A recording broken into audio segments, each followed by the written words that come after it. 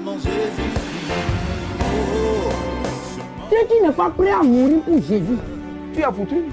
Je suis juste un étranger. Mes trésors sont gardés. Je vous salue dans le beau précieux nom de notre Seigneur Jésus-Christ.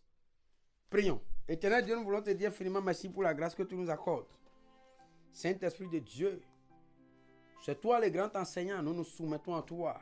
Viens pénétrer les tréfonds de notre entendement, de notre esprit, pour nous révéler les causes secrètes, les mystères cachés de tout ce que tu veux nous dire, afin que nous puissions en saisir le sens profond, que nous puissions être convertis et que tu puisses nous guérir en profondeur pour la vie éternelle. Nous te bénissons parce que tu nous as exaucés. Au nom de Jésus, nous avons prié. Amen. Alors, nous retournons dans Genèse au chapitre 3. Genèse au chapitre 3. Et nous venons là, nous voyons. Il dit, verset 4. Le serpent dit à la femme, vous ne mourrez point. Donc il dit que Dieu ment. C'est ce que ça veut dire. Une créature qui dit que son créateur ment. C'est la même chose qui se passe aujourd'hui. C'est pourquoi on laisse l'évangile vrai, l'évangile de Dieu, pour l'évangile de Satan, pour suivre l'évangile de Satan, l'évangile de la dissolution, l'évangile de la séduction. Vous ne verrez jamais Dieu dans une entreprise de séduction, dans une démarche de séduction. Non, Dieu n'est pas là pour séduire quelqu'un. Non, Dieu est là pour dire la vérité. Pas celui qui veut séduire, c'est celui qui est faible, qui ne compte pas sur lui, mais sinon il ne cherche pas à séduire. Si c'est qu'il a une valeur, il ne cherche pas à séduire. Et je suis dans Genèse au chapitre 3. Verset 5, il dit, mais Dieu sait que le jour où vous en mangerez, vos yeux s'ouvriront et que vous serez comme des dieux, connaissant le bien et le mal. Vous serez comme des dieux, connaissant le bien et le mal. Et regardez ici, dans Genèse au chapitre 1. Verset 26. Puis Dieu dit, faisons l'homme à notre image, selon notre ressemblance, et qui domine sur les poissons de la terre, de la mer, sur les oiseaux du ciel, sur le bétail, sur toute la terre, et sur tous les reptiles qui rampent sur la terre. Verset 27. Dieu créa l'homme à son image. Dieu a créé l'homme comment? À son image. Il le créa à l'image de Dieu. Il créa l'homme et la femme. Donc, en résumé, l'homme, Adam, est créé à l'image de Dieu. Ève aussi est créée à l'image de Dieu. Ça veut dire quoi? Ils sont comme déjà des dieux. Comment? L'escroc est arrivé, Satan. Ça veut dire qu'ils sont déjà créés à l'image de Dieu, oui ou non? Mais, comme le père de tous les gaïmans, donc le gaïman en chef, il vient. Et il lui vend des chimères. Il vend ce qui le vend. Ce qui n'existe pas. C'est-à-dire, il a dit que lui, là, c'est lui qui veut faire maintenant qu'ils vont devenir comme des dieux. Oh, alors que vous êtes déjà créé à l'image de Dieu, donc vous êtes comme des dieux. Oh, c'est là le premier coup de Gaïman a réussi. Premier coup. Satan, il est le chef. Et même ils ont cru. Ève a cru. Dès qu'il a dit ça, non, les gars, qu'est-ce qu'ils font? Ils font lavage de cerveau, c'est-à-dire qu'il va laver son cerveau. C'est la séduction. Alors, ça veut dire quoi? Il dit non. En réalité, tu ne regardes pas bien, tu n'as pas bien vu. Non. Tu sais, Dieu a dit que l'or est à moi, l'argent est à moi. À moi l'or, à moi l'argent. Toi, mais tu ne vois pas. Oui, c'est vrai, Dieu a dit ça. Il a dit ça. Mais il va te faire oublier que. Il va dire non, oui, l'argent n'est pas une mauvaise chose. C'est vrai, tout ça c'est bien. Mais il dit l'amour de l'argent est une racine de tous les maux. C'est là que le problème se trouve. Le problème se trouve là. Donc il va dire non, il ne faut pas écouter ce pasteur là, lui là-haut. Et je vais mourir dans la pauvreté. Et je vais mourir dans la misère. Et toi? Et toi? Bon. Et Adam, lui, il est mort où? Comment? Dans quoi? Dans la richesse. Il est allé où, Adam? Parce que lui, là, tu ne seras jamais riche comme Adam. Quoi qu'en soit la richesse que tu auras, tu ne seras jamais riche comme lui. Aucun homme ne sera jamais riche comme lui. Parce que toutes les richesses de la terre, là, c'est lui seul, il était le seul. Le seul maître à bord, tout lui appartenait. Et toi? Aujourd'hui, il y a 8 milliards sur la terre. Et vous aurez, c'est dans ça. Lui, là, il avait ça, il ne se battait pas. Et il s'est battu pour avoir quoi? Non? Et c'est à cause de ça que toi, tu vas te battre maintenant pour avoir petit là. Et à cause de ça, je ne te refuse pas de te battre. Je ne te dis pas d'aller croiser les bras pour ne pas travailler. Non, ce n'est pas de ça que nous parlons. Non. Le travail n'est pas du diable, non.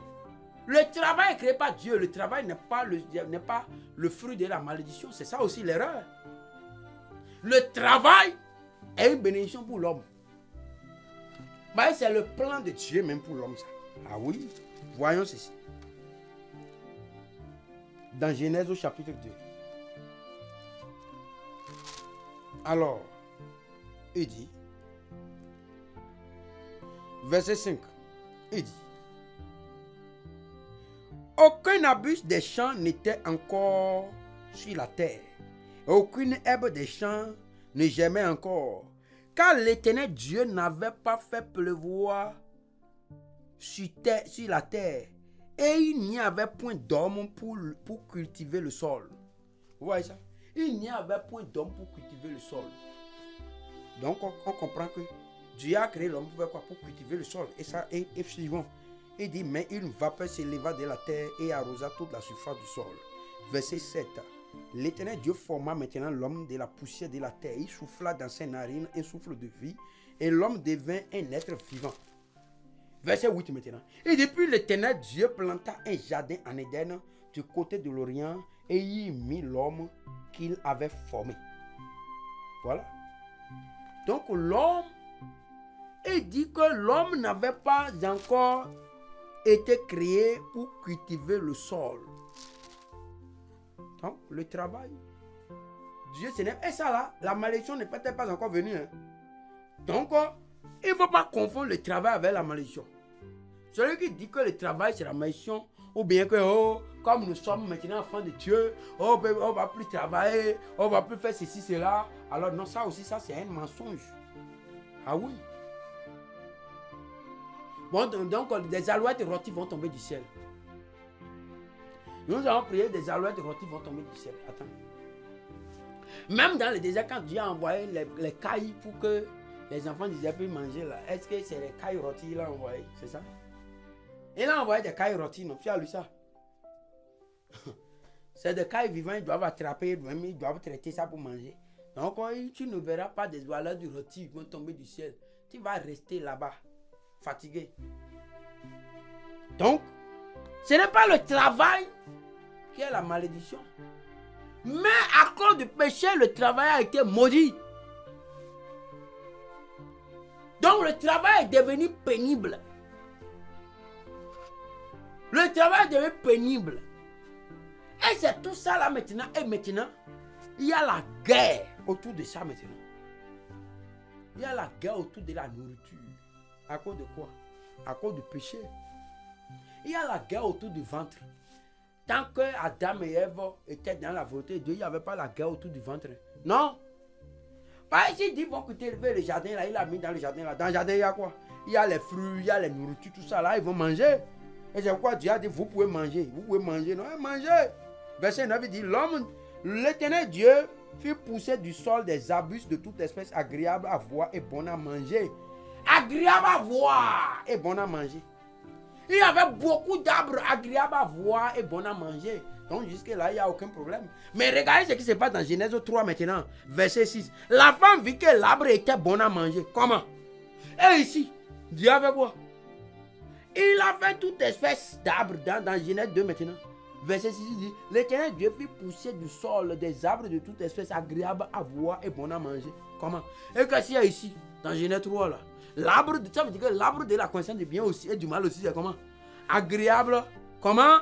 Et il dit quoi? L'arbre était bon à manger, agréable à la vue.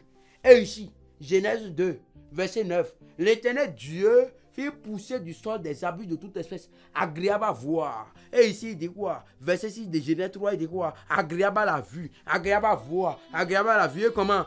Et bon à manger. Et il dit aussi ici, dans Genèse 3, Genèse 2, verset 9, il dit quoi? Agréable à voir et bon à manger. Bon. Donc, ça veut dire que l'arbre de la connaissance du bien et du mal avait des caractéristiques communes aussi avec les autres arbres. À savoir, agréable à voir et bon à manger. Bon. Mais, et l'Éternel, il dit quoi?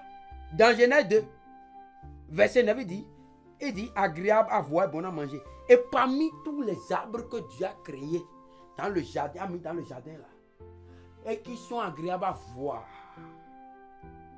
c'est-à-dire ça séduit la vue, ça scintille, ça brille, ça c'est attrayant à la vue. Et c'est bon à manger. Oh, ça fait du bien pour le ventre, pour le corps, pour le goût dans la bouche. Hey. Mais est-ce que tout ce que le bonbon est doux dans la bouche, c'est bon pour le corps? Jamais. Bon, maintenant il dit, et l'arbre de la connaissance, et l'arbre, il dit, et l'arbre de la vie au milieu du jardin. L'arbre de la vie au milieu du jardin et l'arbre de la connaissance du bien et du mal. Au milieu là, il y a l'arbre de la vie et l'arbre de la connaissance du bien et du mal. Maintenant, Dieu va dire dans le verset 17, verset 16.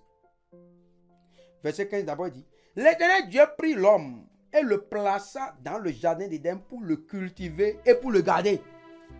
Donc, jusqu'à là, il n'y a pas malédiction. Donc, le travail, le fait de cultiver là, c'est en cultivant là que les choses, ça va donner de bons fruits encore. Ils vont manger, mais c'était un travail joyeux. C'était heureux, il y avait de bonheur dedans. C'était pas un problème. Jusqu'à ce que le péché arrive. Verset 7. L'Éternel Dieu donna cet ordre à l'homme. Tu pourras manger de tous les arbres du jardin. Verset 17. Mais tu ne mangeras pas de l'arbre de la connaissance du bien et du mal, car le jour où tu en mangeras, tu mourras. Le jour là, tu mourras. Le jour, tu peux manger, ça veut dire que tu peux manger de tous les arbres, sauf l'arbre de la connaissance du bien et du mal. Donc, même au milieu là, l'arbre qui, parmi les arbres qui sont au milieu là, tu peux manger tout, tu peux même manger l'arbre de la vie. Cet arbre là aussi est au milieu, mais tu peux le manger. Mais le second arbre qui est au milieu là, tu ne dois pas manger. Ça, c'est l'arbre de la connaissance du bien et du mal. Tu ne manges pas. Maintenant, Ève, à cause de sa méconnaissance de la vérité intégrale, le diable a eu raison d'elle. Maintenant, le diable fait quoi? A changé sa perception. Verset. Ça veut dire quoi? Ève ne regardait pas l'arbre. Ève regardait toujours. Mais cette fois-ci, son regard a changé parce qu'il y a une suggestion. C'est pourquoi tu dois faire attention à ce que tu écoutes. Toi, tu vas alors faire attention à ce que tu écoutes. YouTube à gauche, à droite, au séminaire ici, conférence là-bas. Toi-même, tu vas. Et quand tu vas là, tu es comme un cochon, tu avales tout. Non. Le cochon avale tout, mais le mouton, lui, n'avale pas tout.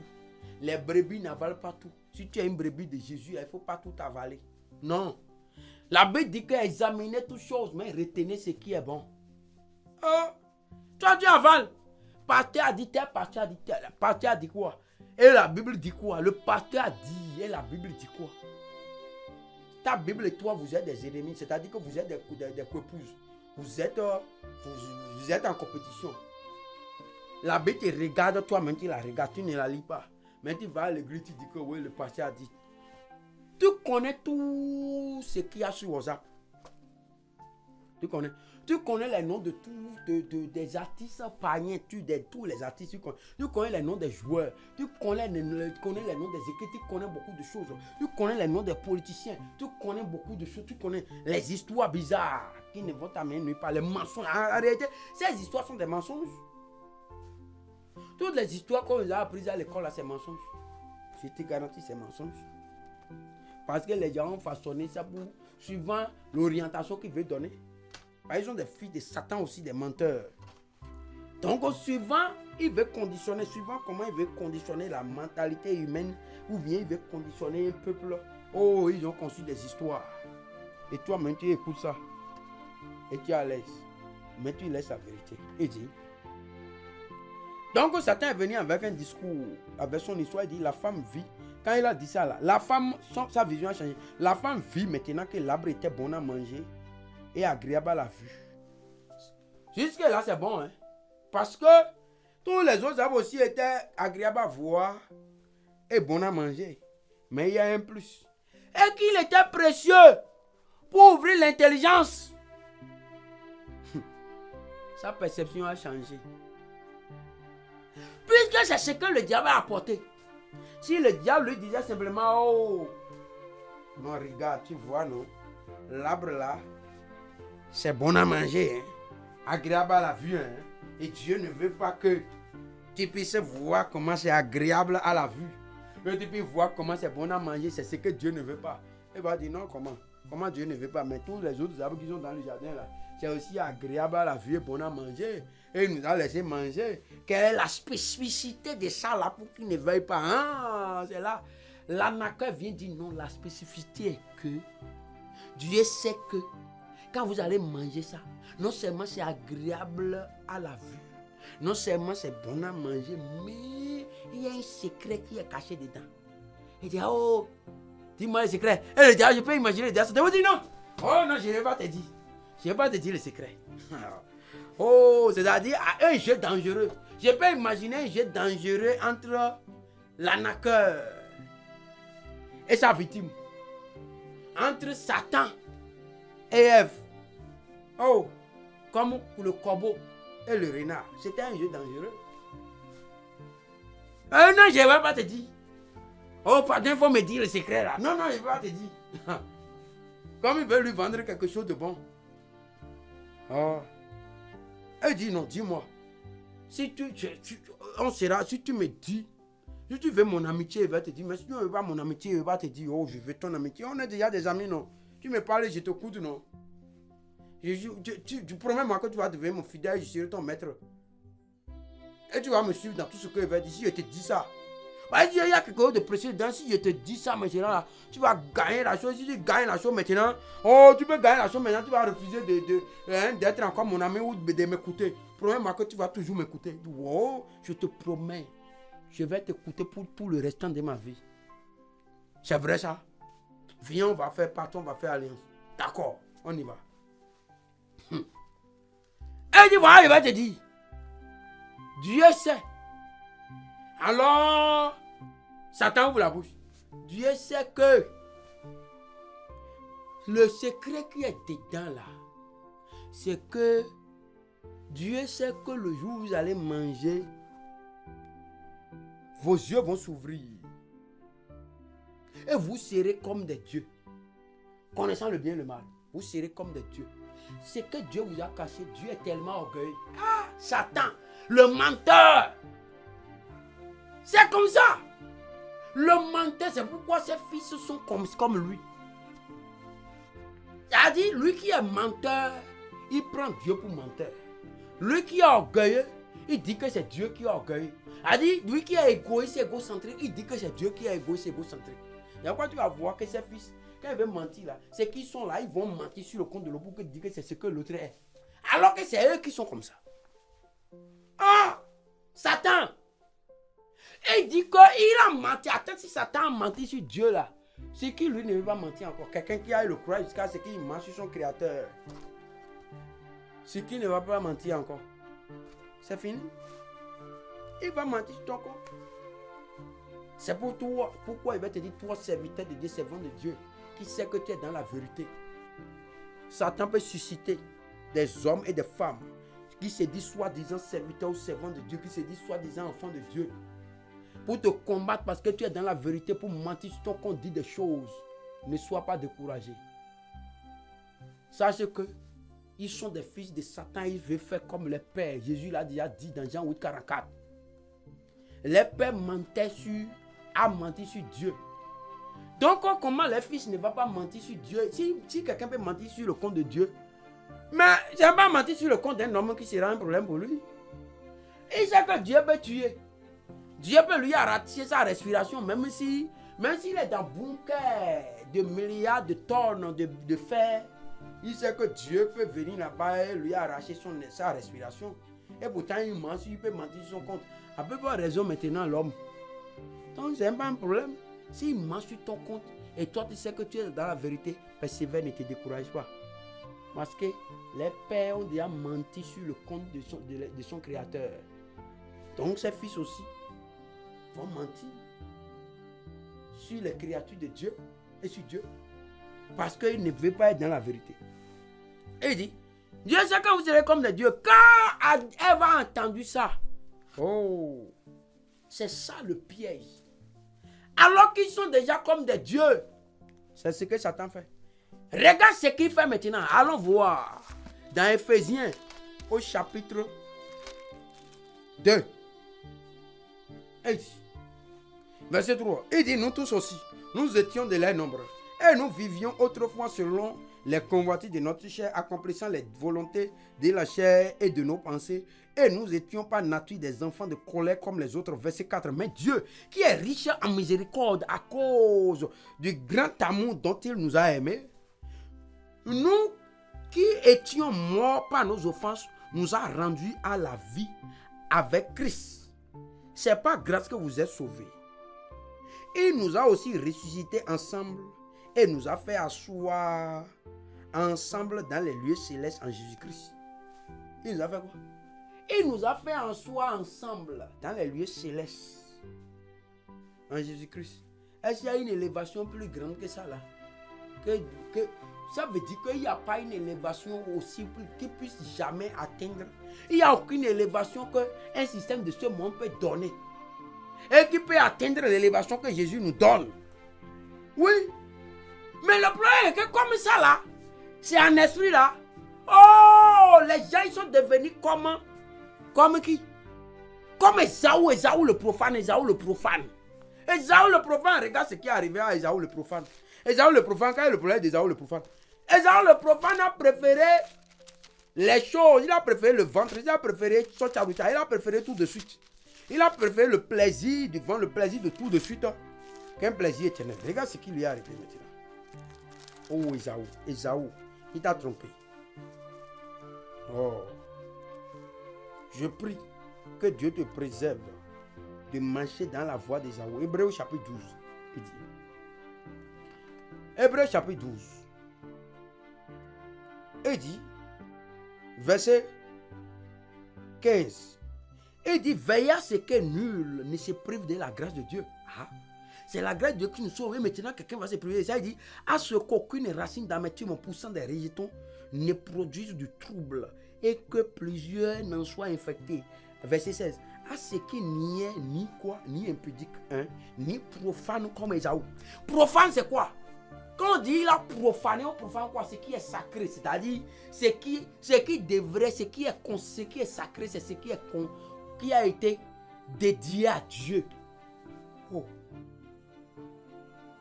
C'est-à-dire, c'est d'enlever ce qui est consacré à Dieu, d'utiliser ça pour autre chose. De ne pas donner la valeur que méritent ces choses. Et la Bible dit quoi? Dans Éphésiens 5 tout à l'heure, il dit quoi? Jésus s'est livré lui-même à Dieu. Ça veut dire quoi? Il s'est consacré. Il s'est livré lui-même. C'est pourquoi il dit, il a été rendu saint. Vous voyez ça? Il s'est livré lui-même à Dieu. Ça veut dire que il a fait quoi? Il s'est livré lui-même à Dieu. Jésus s'est livré lui-même à Dieu.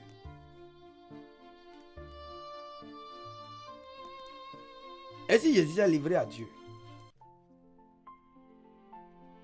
Et toi? Quel est ton choix? Jésus s'est livré à Dieu. Et c'est ça qui fait de lui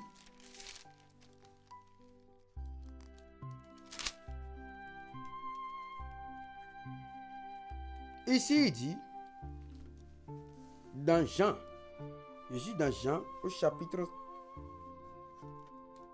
10 verset 28.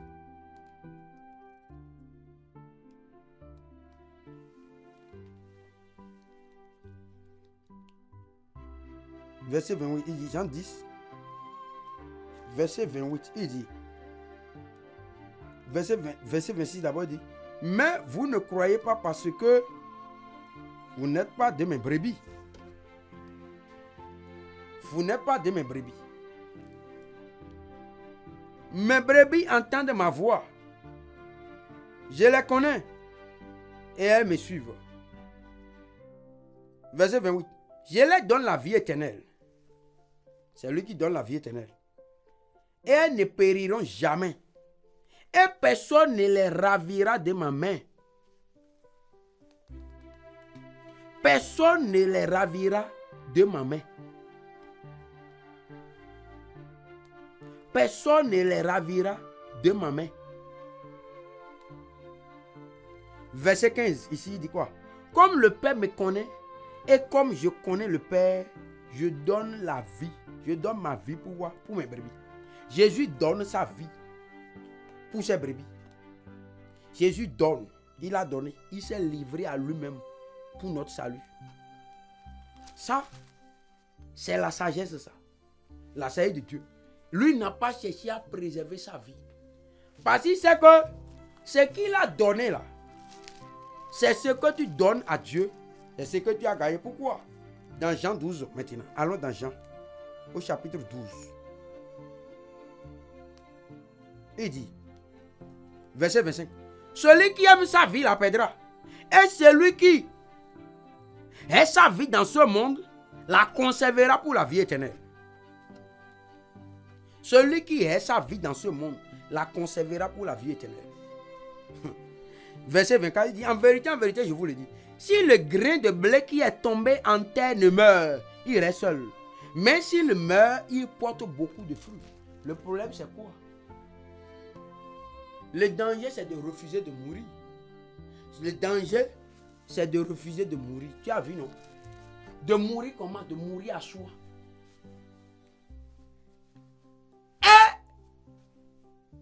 Parce que mourir, c'est quoi? C'est de livrer sa vie dans les mains de Dieu pour dire, oui, Dieu fait de moi ce que tu veux. Mais Satan, lui, passe toujours pas derrière pour dire, non, il faut être sage. Comment? Tu ne veux pas donner toute ta vie à Dieu, hein? Lui donner une partie à Dieu, toi, mais tu conserves une partie. Mon frère, Dieu, lui, ne veut pas l'à peu près. Tu penses que Dieu est mendiant? Dieu qui a créé ta vie, là, il est mendiant. Et toi, tu lui donnes, donne-moi un peu de ta vie. Ça me plaît, donne-moi un peu. Et Dieu, non, je ne te donne pas, non, je te... Prends 10%. Hein? C'est marché. Prends 10%. Et moi-même, je vais garder mes 90%. Non. Dieu n'a rien à foutre avec ça. Soit tu donnes 100%, ou bien tu ne donnes rien. Dieu n'a rien à foutre avec le peu. Dieu ne veut pas l'à peu près. Soit tu donnes l'intégralité à Dieu, ou bien tu ne donnes rien. Voilà. Et voilà maintenant ce qui se passe. Il dit, le blé qui est tombé, s'il ne meurt pas, il demeure seul. S'il ne meurt pas, il demeure seul. Il ne va pas se multiplier. Maintenant ici, le diable, c'est quoi? Il dit que Dieu, c'est que le jour où vous allez manger, vous serez comme des dieux. Connaissant le bien et le mal. Donc il est en train de dire à Dieu, il est en train de dire à Ève que Dieu est orgueilleux, Dieu est égoïste et Dieu ne veut pas qu'on devienne. C'est le mensonge que le diable a toujours publié jusque-là. Et dit que c'est comme ça qu'il t'inflige dans ton esprit aussi. Pour dire non, il faut être un peu sage. Hein. Sinon vraiment, la façon dont tu te donnes trop à Dieu là, la façon dont tu fais là, fais attention. Hein. Ah non. Dieu lui-même ne nous a pas demandé de faire ci, de faire ça. Ah non, vraiment, il ne doit pas être, il vaut mieux maintenant. Ce n'est pas le temps d'être martyr, mon frère. Il vaut mieux être martyr pour la cause de Jésus que d'être martyr pour l'enfer. Tu as compris ça? Il vaut mieux être martyr pour Jésus et aller au ciel que de te taire, que de partiser avec le mensonge, que de compromettre l'évangile. Il vaut mieux être martyr parce que tu prêches la vérité plutôt que de dire oui au mensonge. Parce que si le mensonge sort et que tu ne combats pas le mensonge, c'est que tu es complice du mensonge. Et tu es aussi un menteur. Et tu seras dévoré par les flammes éternelles de l'enfer. Quel est ton choix? Seigneur éternel Dieu, nous voulons te dire infiniment merci pour la grâce que tu nous as accordée. Donne-nous, Seigneur, quand nous entendons ces choses, d'avoir suffisamment le courage, d'avoir l'esprit éclairé, le courage du bon sens, pas un courage insensé. Le courage du bon sens, comme Shadrach, Meshach, Abednego l'ont eu. Le courage du bon sens, comme Enoch l'avait eu. Le courage du bon sens, comme Noé l'avait eu. Le courage de bon sens, comme Abraham l'avait eu. Le courage de bon sens, comme Pierre, Paul l'avait eu. Vous choisissez d'être du côté de la vérité, même si cela peut coûter la mort, que d'être du côté du mensonge pour aller périr en enfer. Merci Père parce que tu nous as exaucés. Au nom de Jésus, nous avons prié. Amen. Dans ce monde ici-bas, oh Seigneur, tu sais, il n'y a pas